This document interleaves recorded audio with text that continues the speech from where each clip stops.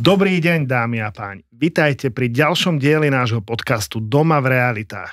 Dnes spolu s Romanom a našim kolegom Jarom Polachom budeme rozoberať tému Začiatok v realitách.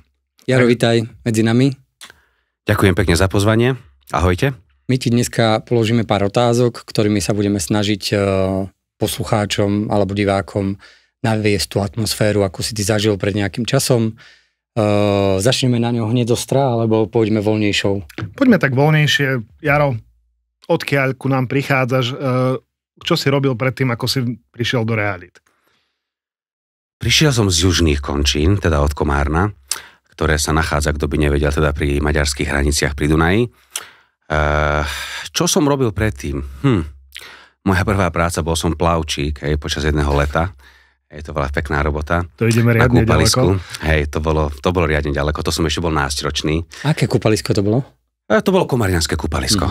Takže tam som absolvoval nejakú tú sezónu. Mal som potom obdobie, keď som sa snažil profesionálne živiť biliardom. Som aktívny biliardový hráč ešte dodnes a reprezentujem našu krajinu na celosvetových podujatiach. Zároveň potom som pracoval vo firme, alebo som robil ako zástupca vedúceho skladu MTZ-ky, materiálno-technického zabezpečenia vo firme, ktorá sa zaoberala výrobou obuvy. A potom som sa dal do obchodu a robil som obchodného zástupcu pre dve firmy, ktoré predávali servisnú chémiu a rôzne iné bezpečnostné doplnky, oblečenie, spojovací materiál a tak ďalej. A dá sa povedať, že keď som tu skončil, tak som húpol ku vám do realit. To bolo zhruba 8 rokov dozadu. Ja tú tému, ak dovolíte, doplním. My sa poznáme taktiež cez biliard a tým, že tie vzťahy sú hlbšie, tak sme si ťa doslova vedeli predstaviť na pozícii, ktorú dnes vykonávaš.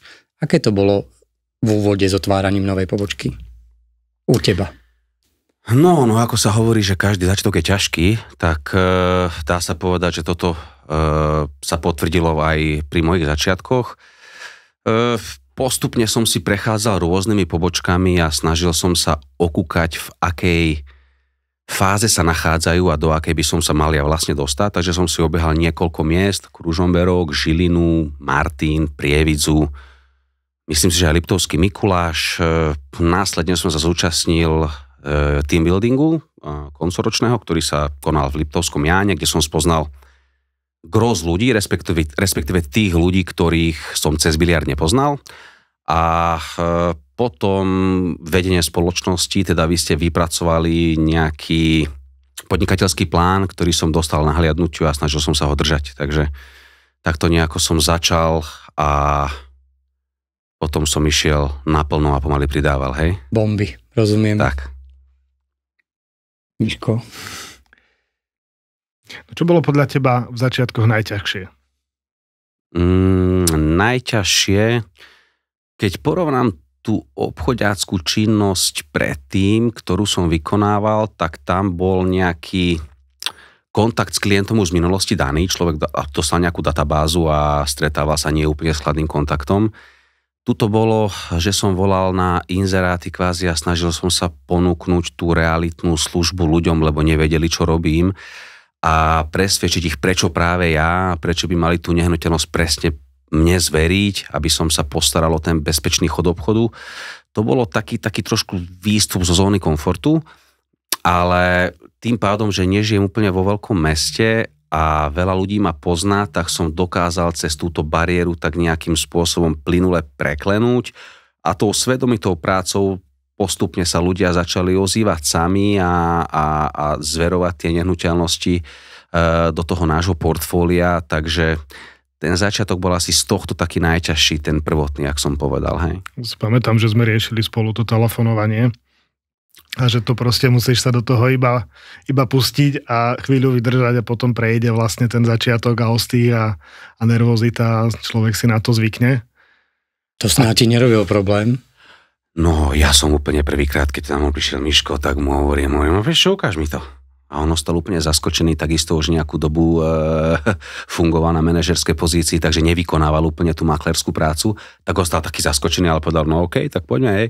No a aj takisto sa tam trošičku zasekol, lebo človek, keď z toho vypadne, hej, a volá ozaj na chladné kontakty, tak by zo všetkého človek vypadne, keď to netrénuje, alebo keď to nerobí pravidelne. Ale bolo to fajn, lebo stále som mal možnosť sa na niekoho obrátiť, s akýmkoľvek problémom som mal, mohol som kedykoľvek prísť na nejakú pobočku a pozrieť sa, ako to robia tí skúsenejší ľudia. Už v tej dobe spoločnosť bola na trhu, to je možno aj 15 rokov, hej, takže ten support bol dôležitý a potom sa to stalo bežnou rutinou.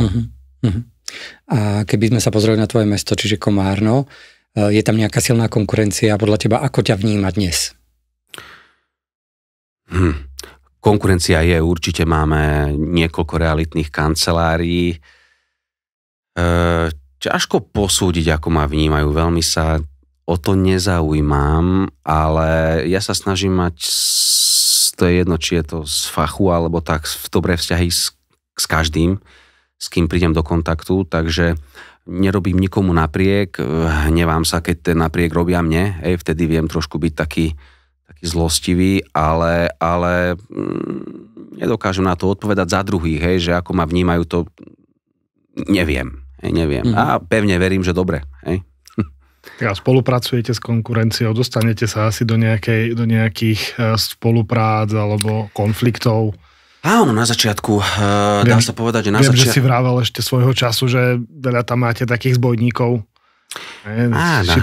Nájdu sa v každom meste ľudia, aj špekulanti a viem, že firma kvázi niekde aj nabáda na tú spoluprácu v tých začiatkoch, keď človek ešte nie je úplne etablovaný na tom trhu a my sa nebránime spolupráce, samozrejme prečo, ale nestáva sa nám úplne často, že skôr by som povedal, že ak by som to mal povedať na percenta, je to 10 a menej, kedy máme nejakú spoluprácu s realitkou, ale fakt, keď mi niekto zavolá a povie, že má klienta a toto som ti videl v portfóliu a ja s tým človekom, keď proti nim nič nemám, tak jasné, absolútne sa nebránim spolupráci, dohodnú sa nejaké podmienky vopred, a poďme robiť biznis, poďme zarobiť peniaze.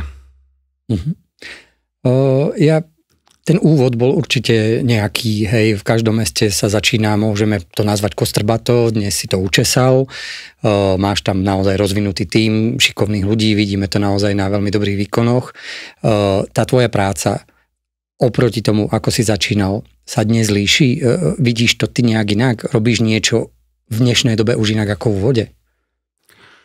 No určite, tak ja som sa takisto posunul, dá sa povedať, že keď som začal robiť, bol som realitným maklérom, Následne tie úlohy kvázi pribúdali, snažil som sa budovať nejaký tím ľudí, ktorí potrebujú nejaký support na začiatku, nejakú podporu a pomoc, takže to bolo aj o zaškolovaní, personalistike. Ten tím sa stále zväčšoval, to znamená aj o sťahovaní, hľadaní vhodných priestorov a momentálne určite tej práce je viac. Není to len o obchode, je to o tom tíme, udržať tam tú tímovú chémiu, aby to fungovalo medzi kolegami, aby sme robili v dobrom prostredí. To ty musíš úplne najlepšie chápať asi, keďže máš jeden z najväčších kolektívov a najfungujúcejší v našej spoločnosti, takže iste vieš, o čom rozprávam. A samozrejme, že aj ten región sa snažím trošku rozvíjať, tie mestá, ktoré patria pod Nitriansky kraj, ako Nitra, Nové Zámky, niekde Levice, Dunajská Streda, Bratislava, Trnava, kde sa tí ľudia, ktorí mňa majú najbližšie, na mňa obracajú s otázkami, takisto tu pomôž, ako to spraviť, poraď mi. To znamená, není to už len o tom samotnom obchode, ale je to aj o týchto činnostiach, ktoré bežne vykonávam vlastne v práci. Okay. Takže čo si o tebe myslí konkurencia, úplne nevieš, ale čo by si ty povedal, že v čom sa odlišuješ od konkurencie? Alebo v čom sa naša kancelária, naša pobočka odlišuje od konkurencie v Komárne? Čo robíme inak? Musí tam byť aj otázka, ktorá ťa jemne zaškočí, uvidíme, ako sa s ňou popasuješ. Keď som sem prišiel, tak ma milo prekvapilo. Robil som aj na nadnárodných spoločnostiach toho obchodného zástupcu, ale nevidel som ešte, alebo nerobil som, a môžem tým pádom povedať, že aj nevidel som spoločnosť, ktorá pracuje tak systematicky, má prepracované systémy, ktoré má spísané v interných smerniciach, skoro všetko má vlastné, čo si myslím, že tie konkurenčné spoločnosti nemajú vlastný informačný systém, všetky veci ohľadom databáz, pomoci toho makléru, párovania nejakého dopytu s ponukou. Tuto si myslím, že sa trošku odlišujeme od konkurencie v týchto veciach. Hej. Keď som sa tak trošku hlbšie zamyslel, tak toto by mohlo byť tie veci vlastné právne oddelenie, bolo by tam viacej vecí, hej. Možnosť výkupov napríklad, hej, keď niekto súrne potrebuje peniaze a potrebuje ho točiť, to je takto z voleja, čo ma tak, hej, asi napadlo, čo neúplne všetci robia. Ja si pamätám, keď si začínal a keď sme to celé spolu riešili, a si vravel, že ťa vnímajú ľudia, že prišla taká slušná realitná kancelária, že si dodržal, čo si slúbil. Proste, keď si mal typera, tak si ho aj vyplatil. Pamätám si, že toto bolo niečo, čo v Komárne nebolo možno úplne zvykom, alebo pri mnohých kanceláriách, a ty si to tam vniesol. Ne? A toto sa snažíme ako dodržiavať stále, lebo tá dobrá referencia, dobre urobené roboty je veľmi dôležitá. Dá sa to veľmi jednoducho pozrieť, stačí si pozrieť tie Google recenzie od ľudí, ktorých dostávame, hej, my ich tam máme akože fakt kvantum. A vždy si myslím, že najlepšia reklama je dobrá recenzia, referencia, to znamená, stretávali sme sa s tým, keď bol spokojný klient, dohodil nám suseda, brata, bratranca, mamu, obrátil sa ku nám pri nejakých iných veciach, ktorým sme vedeli pomôcť, ako odhadu trhovej ceny alebo čomkoľvek, to znamená, tam vidieť, keď človek tú robotu dobre robí, že tá klientela sa mu vracia a stále, keď niečo chce riešiť ohľadom nehnuteľnosti, tak príde do kancelárie a môže sa spoľahnúť, že dostane ten správny servis. Jaro, ja si ťa opýtam otázku, ktorú som si teraz narýchlo pripravil a dúfam, že ťa nezaskočí, uvidíme. My ťa vnímame ako úspešný projekt, myslím si, že aj tvoje okolie cíti, že sa ti zodvihla životná úroveň, máš taký stabilnejší ako keby kukuč, proste vyzeráš fajn. Sebavedomie asi mal vždycky dosť, ale myslím si, že dnes naozaj vyzeráš ako prototyp úspešného človeka. Vedel by si poradiť niečo človeku, čo by chcel robiť v realitách? A ja tú otázku rozšírim ešte o podstupeň. Je niečo, čo ťa na realitách naozaj baví, čo by si vedel človeku odporúčiť, čo robí niečo úplne iné, a toto by si vypichol, že na tých realitách je super? Tak čo sa mňa týka, mne sa práca s ľuďmi páči, hej, a keď sa hovorí, že tá práca s ľuďmi a s peniazmi je najťažšia, toto je oboje, hej, človek robí aj s peniazmi, aj s ľuďmi, ale čo by som vedel odporučiť, isté tá práca nie je pre každého, hej, to dobre vieme, potýkame sa s tým, keď sa zaoberáme personalistikou, zaučame tých ľudí, nie každý sa osvedčí, nie každý má toľko trpezlivosti.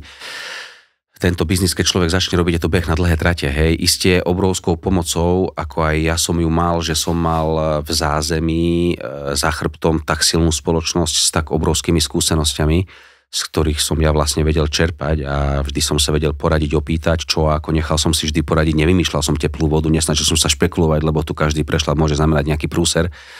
Tak toto je vec, ktorú ja považujem za obrovskú výhodu, že keď človek vhupne k niekomu, kto tie skúsenosti má a dokáže ho správne naviesť, tak to môže byť obrovskou pomocou. A stretol som sa aj s ľuďmi, ktorí neviem, či skúsenosti mali, nemali, začali to robiť sami, aj tým sa možno darí a nikomu nevidím do peňaženky, hej, že kto ako si z toho realitného koláča koľko ukrojí, ale ja si myslím, že my sme spokojní, máme celkom silný tím, ktorý sa snažíme stále postupne rozširovať a ukrojiť si z toho koláča samozrejme čím viac, tou dobrou robotou, tými referenciami. Takže Asi tak, neviem, či si ma zaskočil, ale snažil som sa. Nezaskočil ako vždycky, ja som v podstate išiel na istotu. No tak ono v podstate, keď si zoberieš, tak ten začiatok v tých realitách, alebo keď človek rozmýšľa o tom, že začne v tých realitách, má dve možnosti. Buď si pôjde svojou cestou, bude robiť sám na seba, alebo si zoženie nejakého partnera, ktorý mu tú cestu ukáže a on po nej pôjde a s tým partnerom sa následne aj bude deliť. Hej. A ty v podstate si sa rozhodol, že pôjdeš do toho s nami a myslím si, ale že si urobil dobre, lebo nakoniec máš tú pobočku, ktorú máš pod svojím palcom, pod svojím vedením. A začínať sám je náročné, lebo každú tú skúsenosť, ktorú my vieme nejakým spôsobom posunúť alebo naučiť človeka, ktorý začína, tak si ten človek musí potom prejsť a častokrát je to tá skúsenosť vydobitá tým, že padnem na tie ústa a musím sa postaviť. A v každom prípade obidve cesty môžu viesť do cieľa, k úspechu. No som sa stratil vo vlastných myšlienkach. Preber to. Vôbec by som nepovedal, že by si sa stratil. Jaro to pekne povedal práve tým, že cíti ten support od firmy. To je možno taká rada. Môžu to byť ľudia alebo poslucháči nášho podcastu, ktorí by chceli naštartovať kariéru v realitách. A myslím si, že tými tvojimi slovami si v podstate odpovedal, či je lepšie začať na vlastnú päsť, alebo si zvoliť nejakého partnera, kde tá podpora je.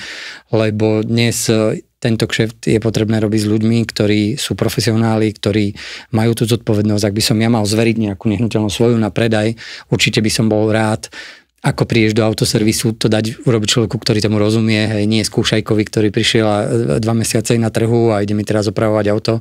Čiže by som asi tak s nedôverou sa na to pozrel. Čiže preto asi tá profesionalita a zodpovednosť je lepšia. Ono sa aj tú službu dá rozdeliť, hej, a to isté obidvaja dobre viete, není služba ako služba, niekto to robí po robote a nevie cez týždeň zdvíhať telefón, alebo cez pracovnú dobu zdvíhať telefón, potom ho ten človek nezastihne, alebo ten klient ho nezastihne, není tam pre neho, dá sa to robiť bez nejakej kancelárie a riešiť zálohy v obálkach v kaviarni aj neprofesionálnym prístupom.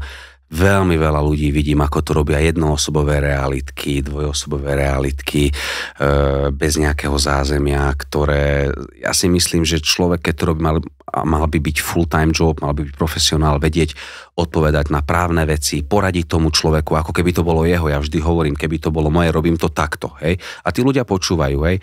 Sú potom aj takí, ktorí nie.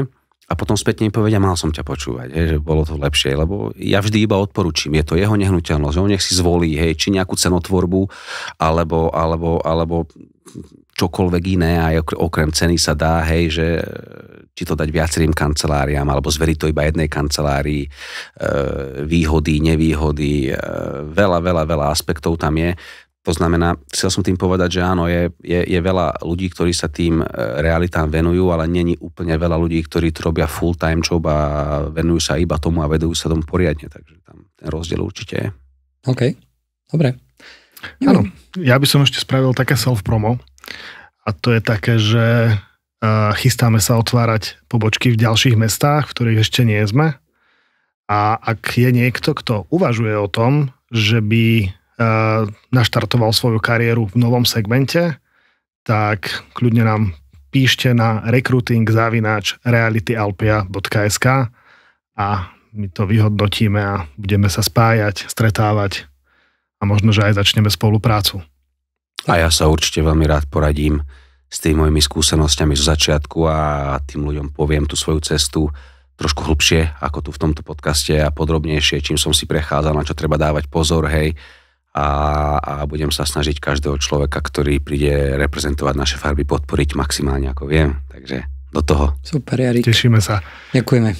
Ja ešte pripomeniem, že môžete nás sledovať na YouTube, Facebooku, Twitteri, na všetkých sociálnych sieťach a využite tento čas, prosím, dajte nám odber alebo nás dajte zdieľať, určite nás to veľmi poteší. A týmto sa s vami lúčime. Ďakujem Jarovi, ktorý bude aj pri ďalšom podcaste, že dneska teraz s ním robíme také kombo dvoch sérií po sebe, čiže bude aj na budúce našim hosťom. Takže Jaro, teším sa na teba. Ďakujem za pozvanie. Hej? A ja sa teším na ďalšiu časť, už sa neviem dočkať. Bolo nám potešením sa s tebou stretnúť. Miško, ďakujem, že si Roman, prišiel. ďakujem aj ja tebe. Majte sa pekne, dovidenia. Všetko Ahojte. dobré.